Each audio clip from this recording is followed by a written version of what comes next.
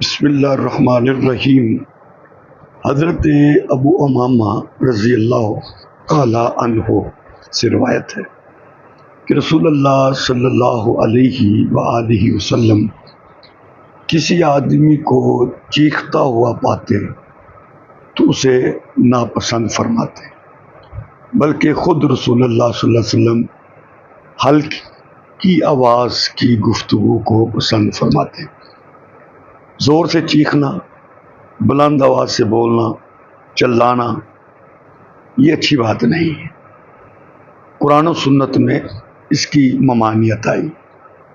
بازاری اور جاہلوں کی یہ عادت ہوتی ہے، وہ کسی بات کو متانت اور سنجیدگی کے بجائے چلا کر ہی بولتے ہیں، اور یہ شرافت کے خلاف ہے۔ تو گفتگو میں نرمی رکھنا، اچھے انداز میں کلام کرنا یہ پسندیدہ عمل ہے، اور نبی کریم علیہ السلام بھی آہستہ انداز میں گفتگو فرماتے اور آپ اسی انداز کو پسند فرماتے، چیخنے اور چلانے کو آپ پسند نہ فرماتے۔